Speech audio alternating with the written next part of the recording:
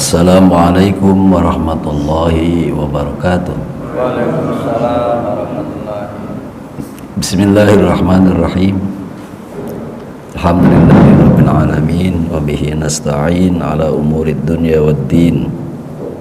Wassalatu wassalamu ala asyrafil anbiya'i wal mursalin sayyidina wa nabiyyina wa maulana Muhammadin wa ala alihi wa ashabihi ajma'in, amma ba'du.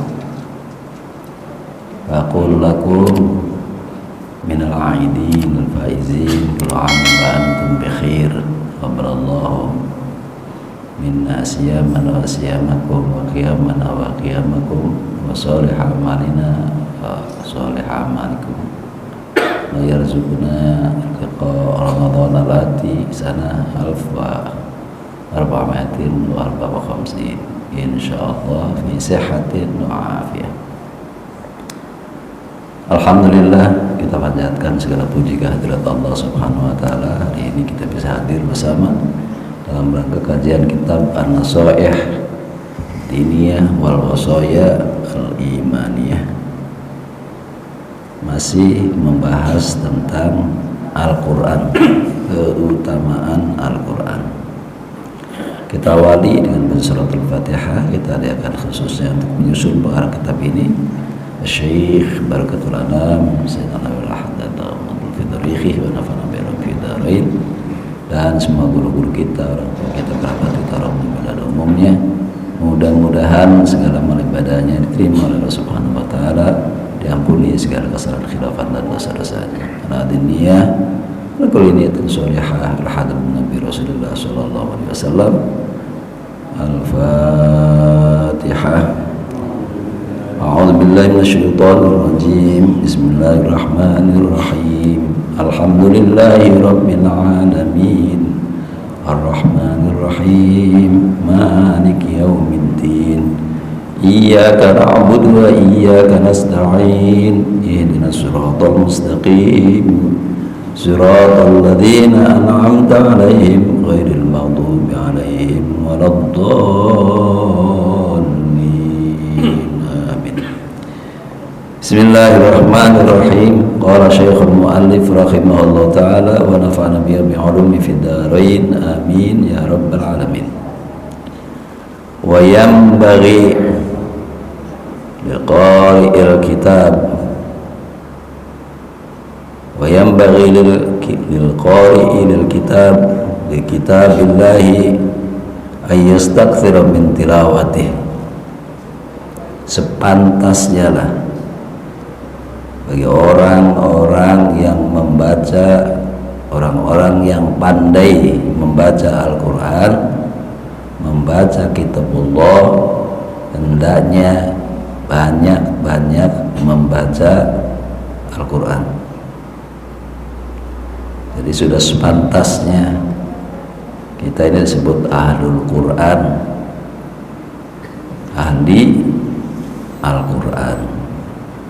Jadi sebaiknya kita lebih banyak membaca Al-Quran daripada membaca WA.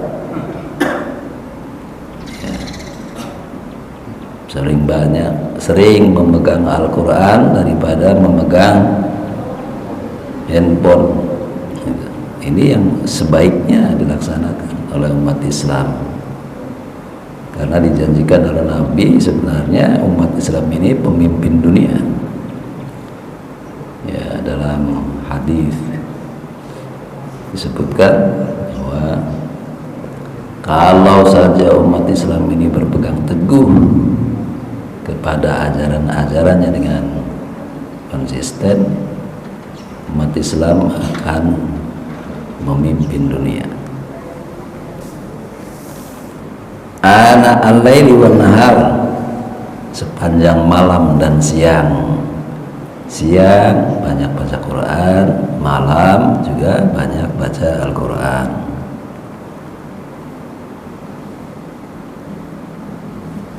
Ma'at tadbir, ya, membacanya dengan tadabbur, memikirkan, memperhatikan, memahami apa yang dibacanya. Tidak membaca Al-Quran tetapi pikirannya kemana-mana. Ini adab daripada membaca Al-Quran. Wat tartil, dan membaca dengan tartil, pelan-pelan, tidak tergesa-gesa, tidak terburu-buru. Kalau salah diulang kembali, begitu seterusnya. Wa ghayatul adab wal ihtiram, dan dengan penuh adab dan memuliakan Al-Quran. Wal yahdhar kullal hadar min hujranit tilawah wa tarki ta'ahudil Quran. Hati-hati, perlu sangat berhati-hati dari meninggalkan baca Al-Quran, tidak baca Al-Quran, ditinggalkannya Al-Quran. Wa tarki ta'ahudil Quran, dan hati-hati pula meninggalkan perhatiannya terhadap Al-Quran. Fata'arad bidzalika linisyani alladhi wa min a'dhami ad-dhunub. Karena apabila kita mengabaikannya, tidak membacanya, meninggalkannya, tidak memperhatikannya, itu akan mengakibatkan lupa ayat-ayat yang pernah ia hafal. Yang tadinya hafal menjadi lupa, padahal lupa pada ayat-ayat Al-Quran yang sudah ia hafalkan itu termasuk paling besarnya dosa. Fil hadis, dan dalam hadis sebutkan dari Nabi kita Muhammad sallallahu alaihi wasallam, uridat alayya dhunubu ummati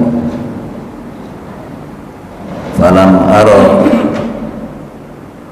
dzamban a'dama min suratin minal Qur'an aw ayatin utiha rajulun thumma nasiyaha. Nabi kita Muhammad sallallahu alaihi wasallam bersabda, diperlihatkan kepadaku dosa-dosa umatku, maka aku tidak melihat dosa yang lebih besar daripada surat dari surat Al-Quran atau ayat dari ayat-ayat Al-Quran yang Allah telah berikan hafal kepadanya kemudian ia lupa. Jadi dosa yang paling besar adalah dosa melupakan ayat Al-Quran, ayat kursi dikatakan, tadinya hafal kemudian tidak hafal. Itu termasuk dosa yang paling besar. Tidak ada dosa yang lebih besar dari itu.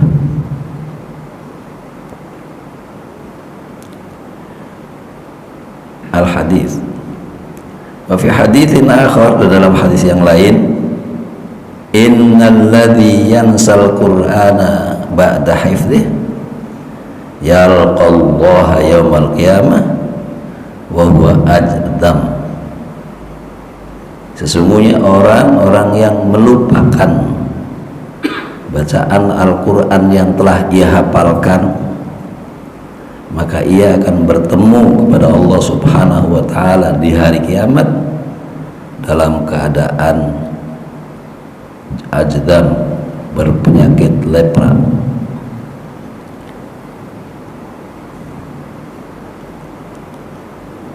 Waqad amara alaihi salatu wassalam sahibal Quran, sungguh telah memerintahkan oleh Nabi alaihi salatu wassalam sahibal Quran kepada orang-orang yang ahli Al-Quran, bita'ahudihi, selalu memperhatikannya, menjaganya, merawatnya. Wa akhbara anna al-Quran asra tafallutan min sudurir rijal minal ibil fi iqaliha. Dan Nabi memberitakan bahwasanya Al-Quran itu sangat cepat hilangnya, lebih cepat daripada larinya onta dari ikatannya. Onta itu kalau lepas dari ikatannya sangat cepat sekali, tetapi hilangnya hafalan Al-Quran dari dada orang-orang mukmin lebih cepat dari itu. Makanya dia perhatikan, supaya selalu memperhatikannya, merawatnya, menjaganya, jangan sampai lepas Al-Quran itu dari hati kita. Waqad kana as-salaf, sungguh telah ada oleh ulama-ulama terdahulu, rahimahullahu, inayatan tamatan bi qiraatil Quran. Ulama-ulama dulu, ulama-ulama salaf rahimahullah ta'ala, mereka selalu memperhatikan bacaan Al-Quran, selalu menjaganya dengan sangat sempurna. Jangan sampai Al-Quran, ayat-ayat yang sudah ia kuasai dan ia hafal menjadi lepas dari dirinya. Walahum fi dzalika adatun mukhtalifatun. Mereka, para ulama-ulama itu mempunyai masing-masing kebiasaan bagaimana caranya merawat Al-Quran itu.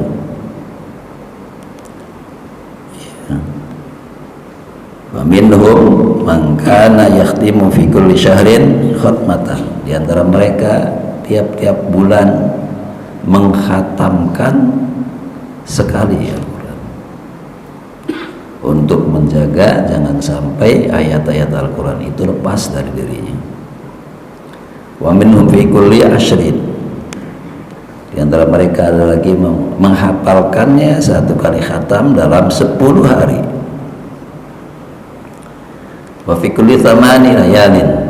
Dan ada juga yang mempunyai kebiasaan menghafalkan 8 hari. Fi kulli sab'in, dan ada yang menghafalkan setiap 7 hari. Wa minhum fi kulli thalath. Di antara mereka ada yang 3 hari. Wa minhum man kana yakhtimu fi kulli yaumin wa lailatin khatmatan. Di antara mereka ada yang menghatamkan 1 kali setiap hari. Wa khatama ba'duhum fil yaumi wal lailah khatmatain. Bahkan ada yang menghafalkan 1 hari 2 kali. Wa ba'duhum arba'an. Sebagian lagi 1 hari bisa 4 kali. Wantaha ba'duhum ilal khatmi fil yaumi wal lailati 8 khatamat. Dan paling tingginya sebagian mereka itu berapa kali mereka khatam dalam 1 hari? Yang paling tinggi adalah 8 kali sehari semalam. Qala Imam An-Nawawi rahimahullah ta'ala, wa hadha akthar ma yanfa'una iman al-khatmi fil yawmi wal lailah 8 marrat.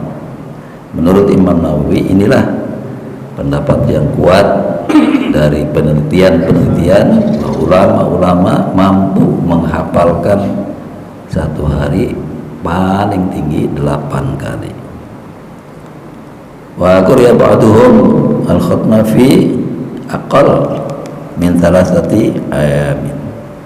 Sebagian ulama mengatakan makruh hukumnya bila kita tidak bisa menghatamkan Al-Quran dalam 3 hari. Jadi paling tidak 3 hari kita sudah hatam Al-Quran 1 kali. Kalau kita menghafalnya lebih dari itu atau membacanya lebih dari itu, kita kena hukum makruh menurut ulama. Ani al-mudawamah ala dzalik. Yang dimaksudkan adalah mudawamah ala dzalik. Setiap 3 hari khatam, setiap 3 hari khatam, itu yang dimaksud. Kalau sekarang 3 hari khatam, besoknya 5 hari baru khatam, itu hukumnya makruh. Jadi mudawamah terus 3 hari khatam. Qala alaihi salatu wassalam, bersabda Nabi alaihi salatu wassalam, la yafqahu man qara'a al-Qur'an fi aqal min thalas. La yafqahu, tidak pandai, tidak paham orang yang membaca Al-Quran yang kurang dari 3 hari. 3 hari masih belum khatam, berarti orang itu belum paham tentang Al-Quran. Ya, sebagai muqaddimah itu kita bacakan. Fadhol, silakan barangkali ada yang bertanyakan. Baik, cuma sekalian, ini masih bagian dari adab kita terhadap Al-Quran. Ya. Silakan pertanyaan. Ya, Pak, etiket. Ya. Baik, Pak Ustaz, terima kasih. Assalamualaikum warahmatullahi wabarakatuh. Waalaikumsalam. Pak Ustaz, mau tanya, sejauh ini kitanya atau saya secara langsung belum mampu untuk banyak menghafal tentang Al-Quran, tapi baru mampu membaca Al-Quran.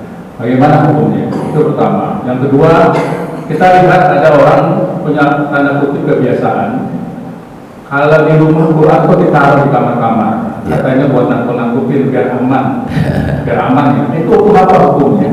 Sementara Quran-Quran itu ditaruh di atas kasur, ditaruh di atas buffet. Mungkin jangan dibaca, katanya kalau rumahnya kosong, mendingan dirawat Al-Quran. Apa itu hukumnya, Pak? Sementara itu, Pak. Terima kasih. Waalaikumsalam warahmatullahi wabarakatuh. Waalaikumsalam warahmatullahi wabarakatuh. Yuridullahu bikum yusra wa la yuridu bikum usra. Allah itu menghendaki kepada kita yang mudah saja. Allah sama sekali tidak memaksakan kita. Ketika kita belum mampu menghafalkan, namanya ketidakmampuan. Kita diperintahkan ya ayyuhalladzina amanu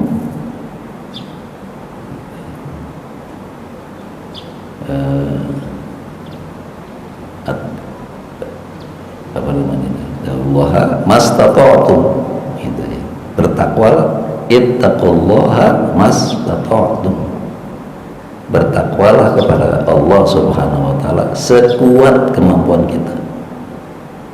Kita mempunyai batas kemampuan masing-masing. Ada yang mungkin bisa cepat menghafal, tapi ada juga yang lamban dapat menghafal. Gak bisa dipaksakan. Namanya mastata'tum, semampu kita. Apa hukumnya kalau begitu? Orang yang tidak mampu itu tidak ada hukumnya, tidak berdosa. Puasa diwajibkan bagi yang mampu. Kalau tidak mampu, boleh nggak puasa. Orang yang sudah udzur, fisiknya sudah tidak mungkin berpuasa, boleh dia tidak berpuasa. Gitu. Jadi Allah menghendaki kita ini yang mudah. Allah sama sekali tidak ingin memberatkan kita. Ya, kita memaksakan diri untuk baca Al-Quran terus siang malam. Fisik kita nggak mendukung, maka kita tinggalkan. Ya, bagaimana enaknya kita, gitu ya, nyamannya kita, karena inna li'ainika 'alaika haqqun. Mata kita ini ada hak atas kita, ada kewajiban kita untuk menjaga mata kita. Wa li jasadika 'alaika haqqun. Begitu juga badan kita, letih, lelah, itu yang dipaksakan. Tapi usaha untuk bisa membaca Al-Quran dengan baik tetap menjadi kewajiban kita. Di mana kesempatan, ada waktu luang, kita baca Al-Quran, ya, kita bisa mendengarkan dari kaset-kaset yang banyak beredar, yang murotal gitu ya, bisa kita pelajari sedikit demi sedikit. Nah, kalau sudah kita mampu menghafalkan katakan satu ayat, maka kita rawat, kita jaga, jangan sampai lupa, ta'ahud terus memperhatikannya, mentadabburinya, ya, memikirkan apa artinya, dan kalau bisa berlanjut adalah mengamalkan apa isi kandungannya. Itu yang dimaksud sahibul Quran.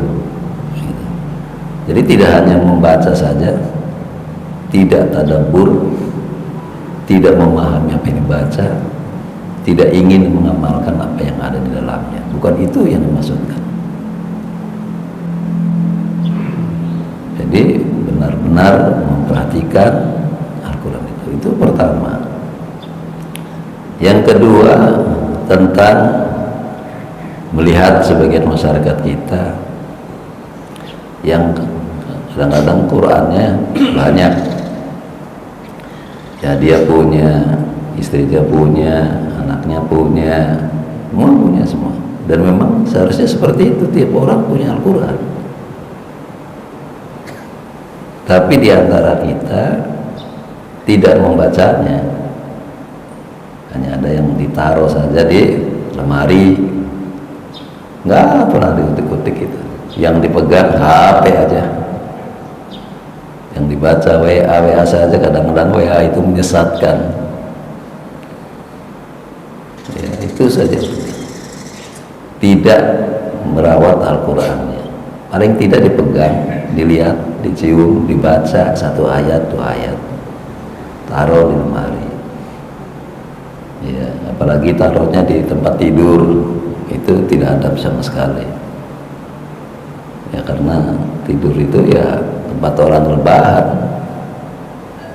Jangan-jangan nanti kita lupa, kita nidurin Al-Quran. Ya, jadi itu termasuk adab merawat mushaf Al-Quran. Mushaf yang ada, ini yang dimaksud Al-Quran. Ya. Karena Al-Quran itu kalamullah al-munazzal Muhammadin sallallahu alaihi wasallam min Fatihah ila qul a'udzu birabbin nas, gitu. Murattalan muta'abbad bitilawatihi, yang membacanya saja sudah mendapatkan pahala walaupun kita tidak paham, gitu.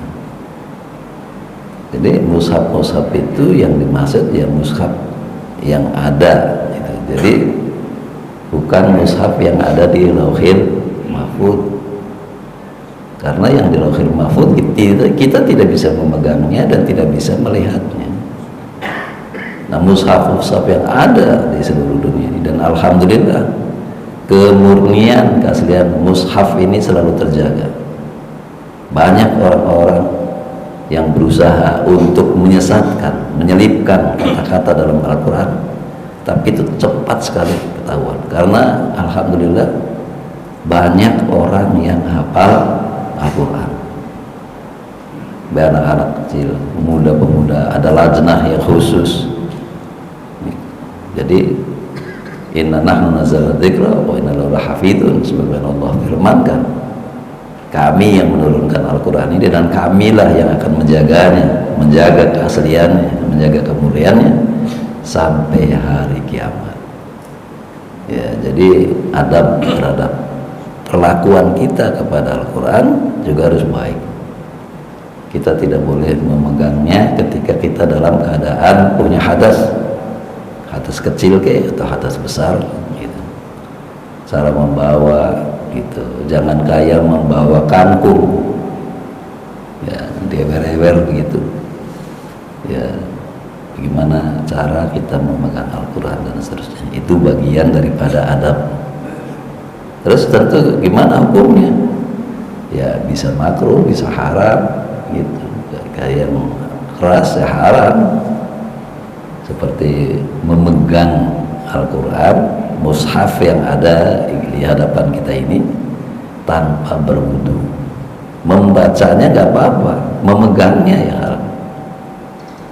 Jadi baca, ya ada yang bukain, baca ini, baca, kita tidak memegangnya, itu tidak apa-apa, dapat pahala setiap hurufnya 10 kali kebaikan. Begitu Bapak. Nah, Pak Edi.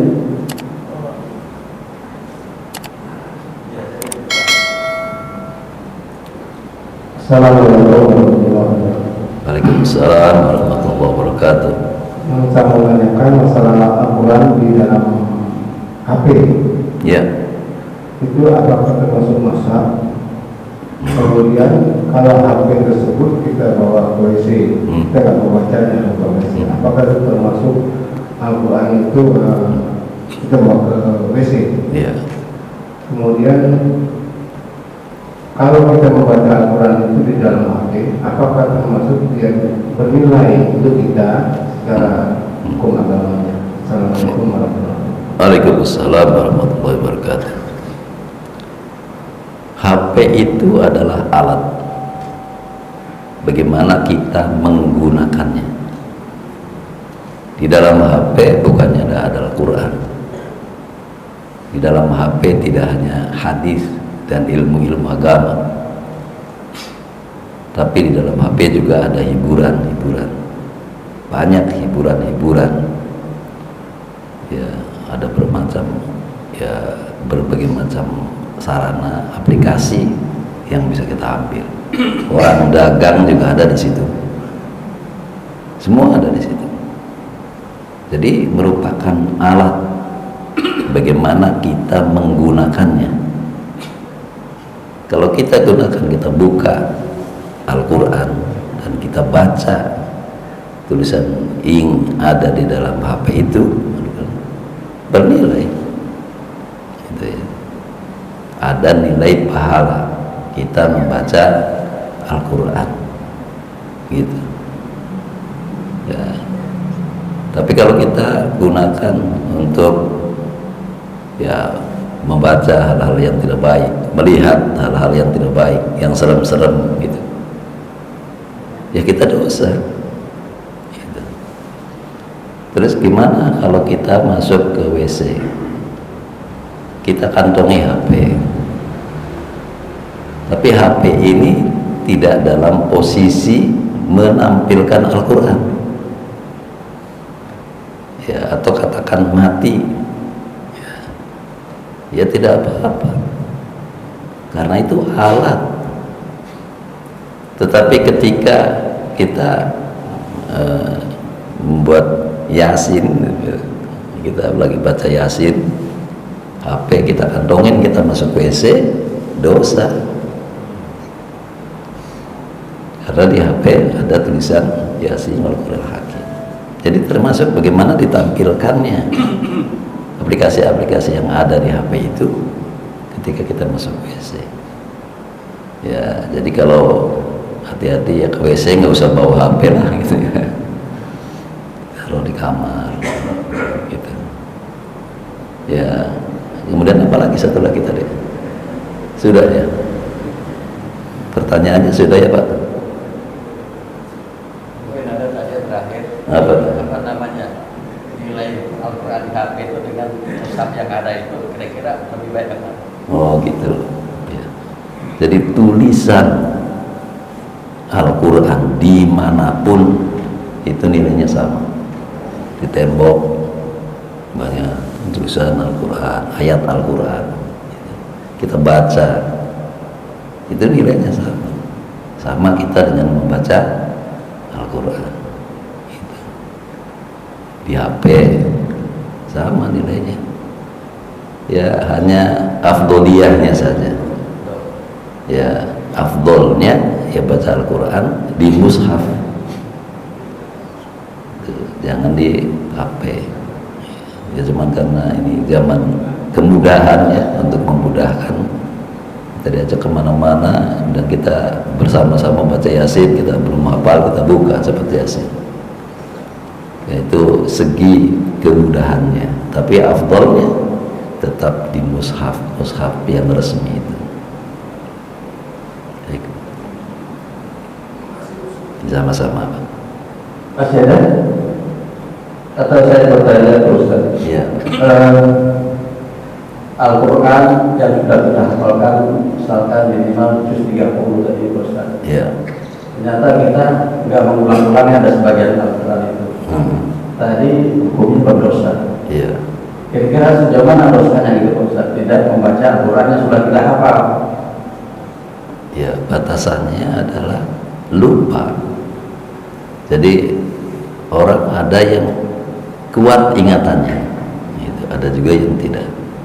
Dia tidak mengulang-ulang 2 hari 3 hari masih hafal. Ada yang tidak mengulangnya 1 hari saja udah lupa. Ada. Ya, ada juga yang berbulan-bulan bahkan bertahun-tahun tetap surat yang sudah ia hafalkan tetap hafal. Itu ada gitu. Jadi nilai dosanya itu ketika dia lupa. Saat dia lupa, walau apakah dia itu rajin mengulangi atau tidak, tapi dia lupa, saat itulah dia mendapatkan dosa yang paling besar. Bertobat cepat dilihat, diulang lagi itu supaya tidak lari gitu. Ya tentu saja setiap dosa itu bisa diampuni oleh Allah Subhanahu wa taala. Allah itu Maha Rahmat, Maha Kasih Sayang gitu ya. Ketika umatnya berdosa, pengikutnya itu melakukan suatu kesalahan, Allah selalu membuka pintu tobat. Jadi kita jangan segan-segan untuk selalu bertobat kepada Allah Subhanahu wa taala. Ya, rahmat ini juga salah satu hikmah yang besar kita melaksanakan ibadah puasa kemarin. Yang paling kita harapkan ya rahmat Allah Subhanahu wa taala. Sebab seperti yang disebutkan dalam hadis, la yadkhulu ahadukumul jannah bi'amali.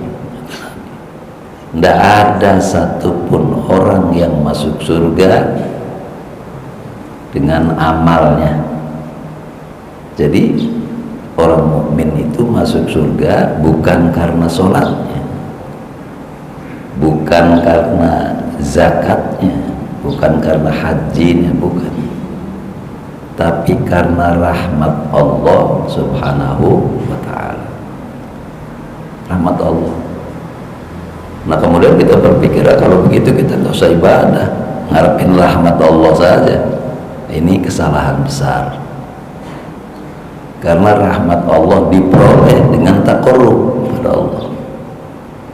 Taqarrub itu yang melaksanakan ibadah-ibadah, apa yang diperintahkan Allah dikerjakan, yang dilarang ditinggalkan. Ini yang menyebabkan orang mendapatkan rahmat. Saat Nabi mengungkapkan hadis ini, sahabat-sahabat heran. Kalau tidak ada satupun orang, termasuk Nabi juga dong kalau gitu. Maka mereka bertanya, "Fala anta ya Rasulullah?" Juga tidak engkau ya Rasul? Kata Nabi, "Wala," termasuk saya. Jadi Nabi masuk surga itu tidak karena puasanya, tidak karena sholatnya yang sampai terkenal bengkak-bengkak, tidak, tapi karena rahmat Allah dan karunia-Nya. Illa ayyataghammadani Allahu birahmatihi wa fadlih, kata Nabi, kecuali Allah berkenan membungkus diri saya dengan rahmat dan karunia-Nya. Jadi ketika kita mempunyai kesalahan, termasuk lupa baca Al-Quran, ayat Al-Quran, segera kita bertobat. Mana yang lupa segera kita buka, kita orangnya. Yang namanya tobat kan begitu, berhenti dari lupanya. Ini masalahnya lupa. Dalam ayat apa itu lupa, segera kita buka, kita hafalkan lagi gitu supaya tidak hilang.